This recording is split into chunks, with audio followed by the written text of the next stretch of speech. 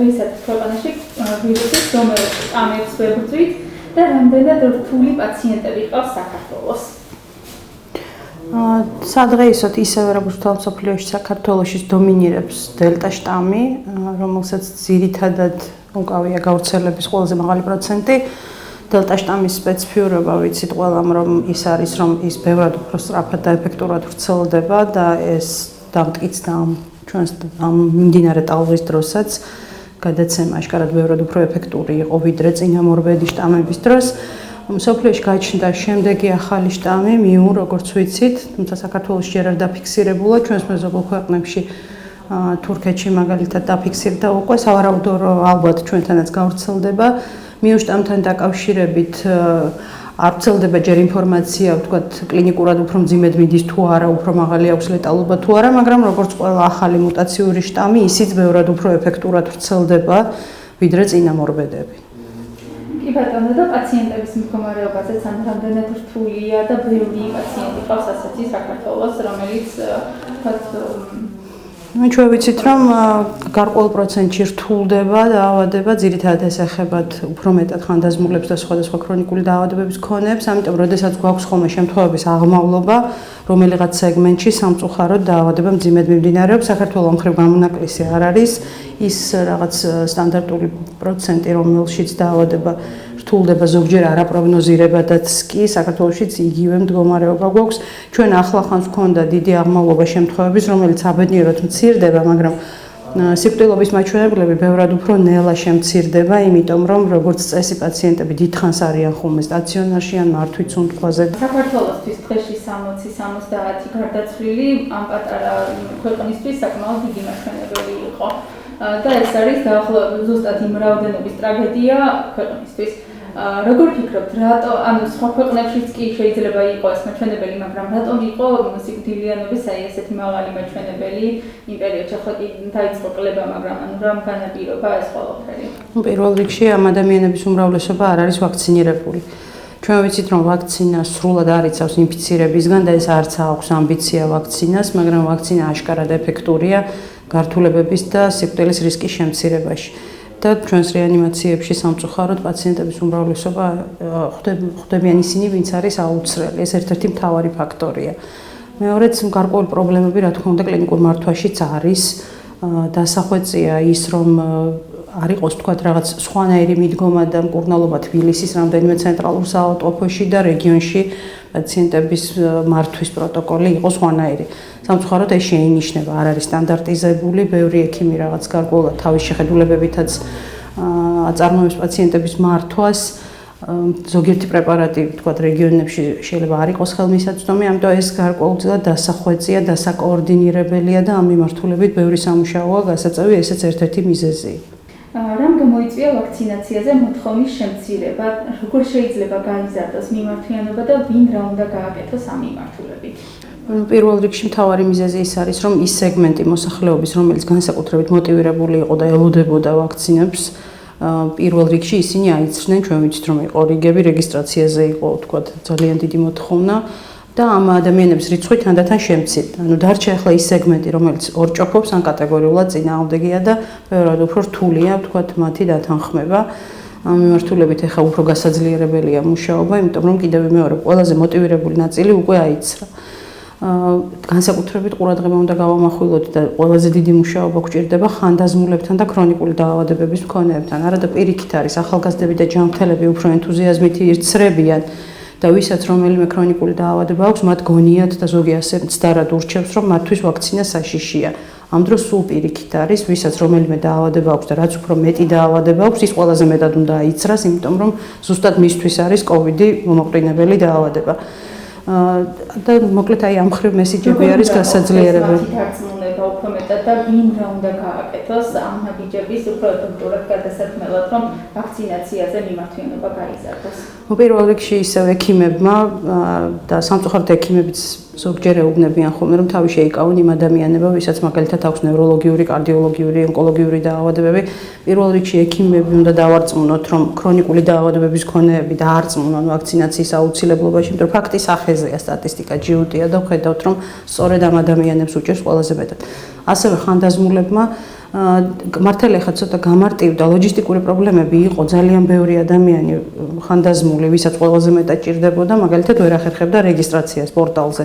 ამიტომ ძალიან კარგია, რომ ეხლა ვთქვათ ისე პირდაპირად შეუძლიათ მისვლა, კარდაკარ სახლში მისვლა და ასეთი ადამიანების დარწმუნება და ბინაზე აცრაც კიდევ უფრო მეტად უნდა გააქტიურდეს, თუმცა ამ ხრივაც რაღაც ნაბიჯები გადაიდგა. ანუ ეხლა უფრო მეტად გაგვიჭირდება ადამიანების ჩართვა ამ პროცესში და ბევრად უფრო მეტად უნდა გააქტიურდეს, იმიტომ რომ პასიურად ვინც მოსასვლელი იყო, ის ფაქტიურად უკვე აიცრა. ანუ კარდაკარ ვაქცინაცია. მაგალითად, დიახ. რომ ერთ-ერთი თუ დაიწყება. დიახ. იმ ფონზე როცა ვაქცინაციაზე მოთხოვნა შემცვლით და ქვეყანაში მეხუთე ტალღა ანონსდება. გარდა ამისა, ითქვა რომ Pfizer-ის ვაქცინას ვადაგასდის და ფუჭდება. რა ზარალზია საუბარი ამ ვაქცინების, ანუ Pfizer-ს გულისხმობ ამ შემთხვევაში და რა გამოსავალი არსებობს?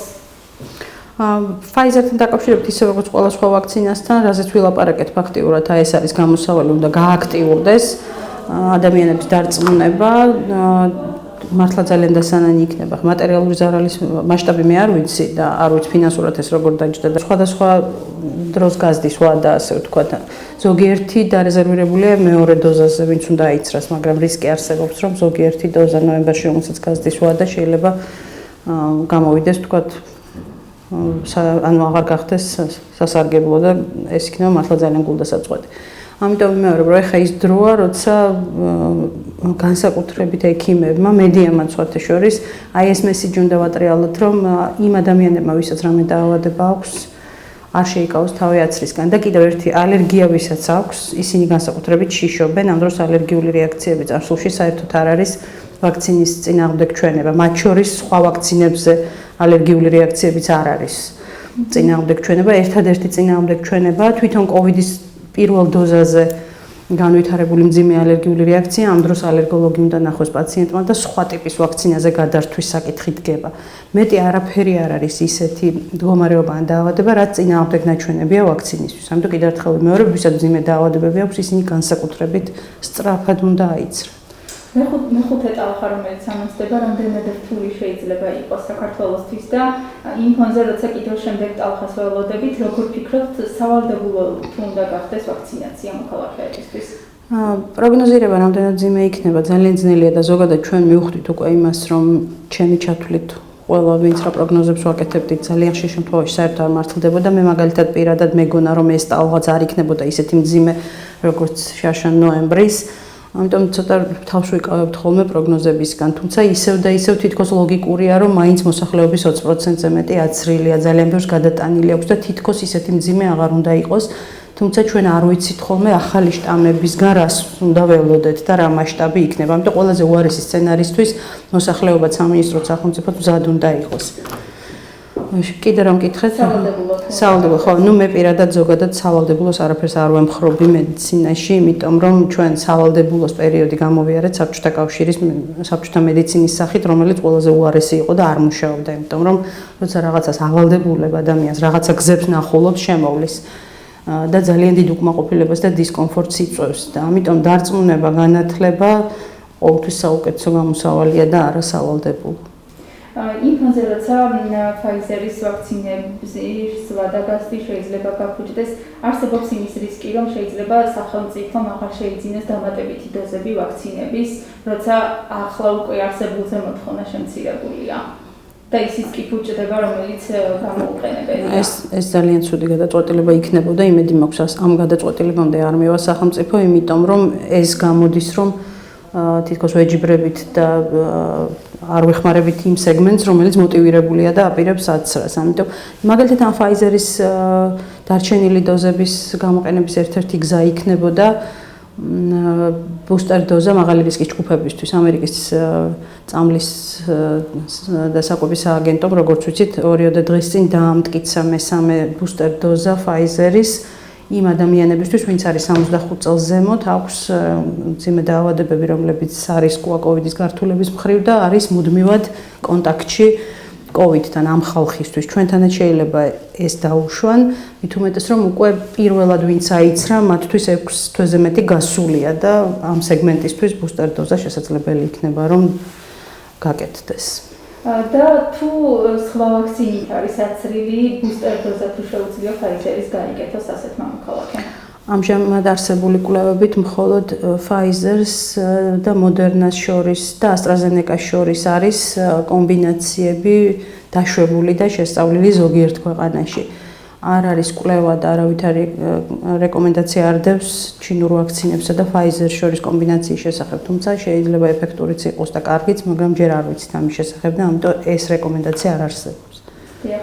საუბარია იმაზე, რომ რეგიონებში და განსაკუთრებით სოფლებში აცრის მცურულები ნაკლებად არიან. რა უნდა გააკეთოს ხელისუფლებამ, რომ სოფლებში მოსახლეობამდე მივიდეს სწორი ინფორმაცია და ვაქცინაციის სურვილი გაუჩნდეთ? სოფლის ექიმები უნდა დატრენინგდნენ ძალიან ინტენსიურად და სოფლის ექიმებისთვის უნდა გამოინახოს რესურსები, რომ მათ მაქსიმალურად თავიანთი საკურაციო ზონის მოსახლეობა დაარწმუნონ, თუნდაც დაჭირდეთ კარდაკარ სიარული, მაგრამ არა იმ პირობებში, ვთქვათ, რაც ეხლა დღეს არის რესურსი, ან დღეს აქვს ანაზღაურება სოფლის ექიმს, არ ვიცი, რაღაც რესურსი უნდა დამატებული იქნას ამისთვის და ეს ამათ ღირს. და სოფლის ამბულატორიებშიც თუ შესაძლებელია, რომ ადგილზე მოხდეს ვაქცინაცია და თქვათ სოფლიდან ქალაქამდე აღარ იაროს მოქალაქე.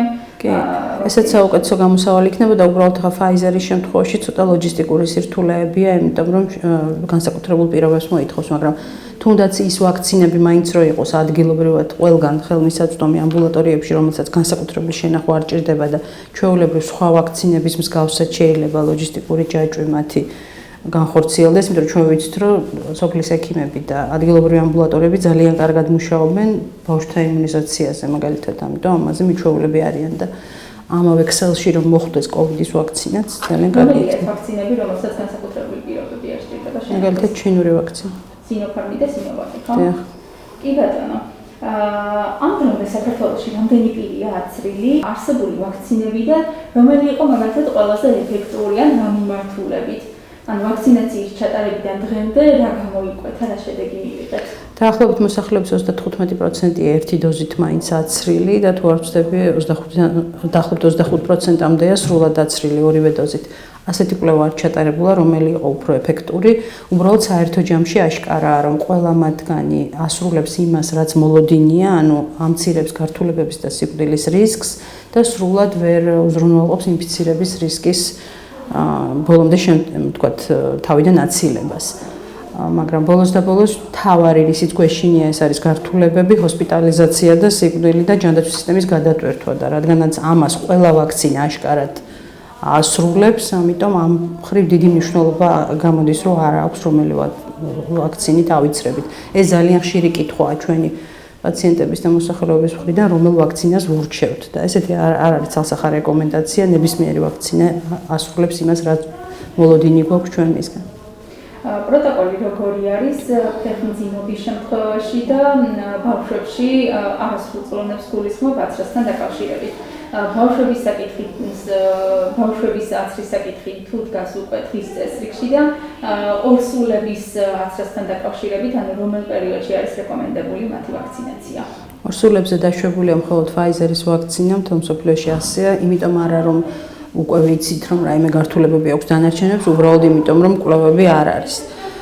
Pfizer-ის ვაქცინა ნებადართულია ორსულობის ნებისმიერ ტრიმესტრში, ასევე ლაქტაციის, ანუ ბავშვის ძუძუზე ყოფნის პერიოდში. რაც შეეხება ბავშვებს, ქართული კანონმდებლობით ჯერჯერობით იცრებიან 16 წლის ზემოთ ბავშვები და ისიც მხოლოდ Pfizer-ის ვაქცინით, დანარჩენი ვაქცინები ნებადართულია 18 ზემოთ. დღის წესრიგში დგას 12 წლამდე ჩამოწევა ასაკის, იმიტომ რომ ბევრი ქვეყანა ამას უკვე აკეთებს. ჯერჯერობით ეს განხილვის საგანია და არ დადასტურებულა. მე ვფიქრობ, რომ პირველ რიგში მაღალი რისკის ბავშვებზე ალბათ უნდა მოხდეს დაშვება. თუ არა ჯანმრთელებზე, ანუ იმ ბავშვებზე, რომლებსაც რომელიმე ქრონიკული დაავადება აქვთ, ანუ მათთან მაღალია COVID გართულებების რისკი და შესაბამისად ეს ბავშვები უნდა ავცრათ. თქვენ დასაწყისში მეხუთე ტალღასთან დაკავშირებით გარკვეული კომენტარი გააკეთეთ და როგორ ფიქრობთ, რამდენად არის იმის რისკი, რომ კიდევ შეიძლება მოხდეს ჩაკეტვა, იზოლირება, რაღაცა ეს შეზღუდვების დაწესება, ანუ სახელმწიფომ შეიძლება კიდევ გადადგას უახლოს პერიოდში მსგავსი ნაბიჯი? თუ მკვეთრი აღმავლობა დაიწყება, რა თქმა უნდა, ეს აუცილებელი გახდება. უბრალოდ ცოტა დაბოდიდან შეიძლება იყოს ეს. ცოტა რაღაც არაკანონზომიერია ხოლმე თითქოს რაღაცნაირად და ის რგოლები იკეტება, რომელიც თითქოს უფრო სადაოა ხოლმე, მაგალითად, მე ყოველთვის წინააღმდეგი ვარ ხოლმე ტრანსპორტის გაჩერების და ვფიქრობ, რომ ეს ძალიან უკიდურესი ღონისძიება უნდა იყოს და ჯობია რომ მოწესრიგდეს ტრანსპორტში რისკები შემცირდეს, ვიდრე ჩაიკეტოს, იმიტომ რომ ეს ძალიან უტყამს მოსახლეობას. მე მგონია რომ საკლასო ოთახებში უნდა დაბრუნდნენ ბავშვები იმ ფონზე რომ მაგალითად რესტორნები მუშაობს, მაგრამ გარკვეული შეზღუდვები და მობილობის შეზღუდვის სხვადასხვა ღონისძიებები განსაკუთრებით მე ყოველთვის მომხრე ვარ დიდი თავყრილობების აკრძალვის. ეს არის განსაკუთრებით რთული სიტუაცია, როდესაც დიდი ქორწილები, დიდი ხელეხები იმართება, იქ არაერთი შემთხვევა გვაქვს ხოლმე, რომ უცებ იფეთქებს და უამრავი ადამიანი ინფიცირდება და ეს ძალიან სასიცოცხლოც არ არის რეალურად. ამიტომ ალბათ პირველად შეზღუდვები აქედან უნდა დაიწყოს ხოლმე დიდი თავშეყრების აკრძალვით და ყველაზე ბოლოს ჩავყეტოთ მაგალითად ბავშვები და ტრანსპორტი. ამ დროს ჩვენთან პირიქით ხდება. არჩევნების რისკი COVID პანდემიის პირობებში როგორია იმ ფონზე, როცა საგანმანათლებლო დაწესებულებები ჯერ კიდევ ონლაინ რეჟიმშია გადასული და დღის წესრიგში ჯერ კიდევ არ დამდგარა არჩევნების გადადების საკითხი. როგორ ფიქრობთ, რამდენად არის რისკი, როცა მომრჩეველი საარჩევნო უბანზე მივა ვირუსის გავრცელების რისკი? მაქსიმალურად უნდა იქნას დაცული რეგულაციები, არსებობს სპეციფიური წესები, საერთაშორისო გამოცდილება, როგორ უნდა ჩატარდეს არჩევნები უსაფრთხოდ. CSGO მაქსიმალურად უნდა უზრუნველყოს უსაფრთხოების წესები, ეს მათ იციან და წინა არჩევნებზეც იყო მცდელობა, თუმცა ბევრჯერ დარღვევებიც იყო სხვათა შორის, მაგრამ მაქსიმალურად უნდა გაკონტროლდეს დისტანცია ადამიანებს შორის, პირბადის აუცილებლობა, ხელის ჰიგიენის და ამ დროს რისკები მკვეთრად მცირდება და რიგები არ უნდა იყოს. მე ვფიქრობ, რომ სკოლებიც უნდა გაიხსნას, ანუ დაბრუნდეს საკლასო ოთახში, არჩევნებიც უნდა ჩატარდეს, ოღონდ ყველაფერი წესების დაცვით. გარკვეული მინიმალური რისკები, რა თქმა უნდა, აქ არსებობს, მაგრამ ვერ გაჩერდება ქვეყანა სამწუხაროდ. და თქვენი სამომავლო პროგნოზები ან მოლოდინი როგორია, როდიდან შეიძლება აღდგეს საჰაერო მიმოსვლა? საქართველოს ჯერ კიდევ წითელ ზონად არის, ასე ვთქვათ, აღნიშნული და როდი შეიძლება აღდგეს ეს საჰაერო მიმოსვლა და თქვენი, რა ვიცი, დამაიმედებელი მოლოდინი პროგნოზი როგორი შეიძლება იყოს, როდი შეიძლება დასრულდეს პანდემია, რამდენი წელი შეიძლება დაჭირდეს? ამ კონკრეტულ ტალღას უკვე ეტყობა, რომ თქვათ მრუდი ქვემოთ ჩამოდის და თანდათანობით შემცირდება. რა თქმა უნდა, ეს ვირუსი არ გაქრება, დიდხანს იქნება სამწუხაროდ ჩვენთან ერთად. ამოცანა ის არის, რომ სეზონურ ვირუსად გადაიქცეს. ეხლა მაგალითად ვაქცინებზე მუშაობენ, კომბინირებულ ვაქცინებზე, გრიპზე, როგორც ვიცით, ყოველწლიურად იცრება ხალხი და რომ იყოს კომბინირებული ვაქცინა გრიპი პლუს კორონა და ბოლოს და ბოლოს არც ეს არ არის კატასტროფა, ყოველ წელს ამ ვაქცინით აიცრებიან ადამიანები, ვირუსი ალბათ ჩვენს გარშემო იქნება, მაგრამ აღარ ექნება აი ასეთი პანდემიური ხასიათი, რაც დაემართა H1N1-ს. მართალია ეს მასშტაბი ბევრად მძიმე აღმოჩნდა ვიდრე წინა პანდემია, მაგრამ ისტორია გვაჩვენებს, რომ არც ერთი პანდემია არ გრძელდება უსასრულოდ და ვერც ეს ვერ გაგრძელდება, ამიტომ არ ვიცი, მე ვფიქრობ, რომ 2022 წელი მაინც პანდემიის დასრულების წელი იქნება, ოღონდ კიდევ ვიმეორებ, მაინც მოგვიწევს გარკვეული ცხოვრების წესის ცვლილება ამ ვირუსთან დაკავშირებით და მთლიანად ძველ რეჟიმს ალბათ დიდხანს ვერ დავუბრუნდებით. დადებითობის მაჩვენებელი ნელ-ნელად მცირდება, როგორც ხედავთ, აქ სხვადასხვა ქვეყანა სხვადასხვა მაჩვენებელს ადგენს, მაგრამ აი მაგალითად 5%-ს როცა ჩამოწდება უკვე აშკარად ბევრისთვის ეს იქნება სიგნალი, რომ სიტუაცია უმჯობესდება, 4%-ზე ნაკლები საუკეთესო იქნება და აშკარად ეს ტენდენცია გვაქვს, ამიტომ წესით ალბათ ოქტომბერში, ოქტომბრის შუა რიცხვებისკენ ბევრად უკეთესი სიტუაცია უნდა გვქონდეს და ალბათ აი ეს შეზღუდვებიც ნელ-ნელა უნდა მოიხსნას. დიახ, და გრიპის ვაქცინაზეც კითხავთ, გამყრელითა განაცხადა, რომ მომავალი კვირიდან დაიწყება გრიპის საწინააღმდეგო ვაქცინით აცრა და ოქტომბრის მეორე ნახევრიდან დამატებითი დოზების შემოტანა ქვეყანაში. რამდენად შესაძლებელია COVID საწინააღმდეგო ვაქცინით აცრილმა დაიკეთოს ასევე გრიპის საწინააღმდეგო ვაქცინა, ანუ რა პროტოკოლი არსებობს ამ შემთხვევაში? არავითარი შეზღუდვა არ არსებობს. თუ ადამიანი მაგალითად აიცრება გრიპზე, რომ მალევე აიცრას COVID-ზე, ან პირიქით აიცრება COVID-ზე და მალევე გრიპზე, როგორც გითხარით, საერთოდ კომბინირებულ ვაქცინაზე მიდის ახლა მუშაობა. ამიტომ ამ მხრივ არავითარი შეზღუდვა არ არსებობს. გრიპის ვაქცინასთან დაკავშირებით ერთადერთი შეზღუდვაა, თუ ადამიანი გადაყვანილია თვითიზოლაციაში და გარეთ ვერ გამოდის, უბრალოდ გადაიდება მისი აცრა, სანამ დასრულდება თვითიზოლაცია ან თვითონ COVID-ის მიმდინარეობა. მეტი არავითარი შეზღუდვები აქ არ აქვს. ანუ ერთი დოზით არის აცრილი თუ სრულად ვაქცინირებული არ აქვს მნიშვნელობა. არა. კარგით, უღრმესი მადლობა ამ უყურავ პასუხებისთვის.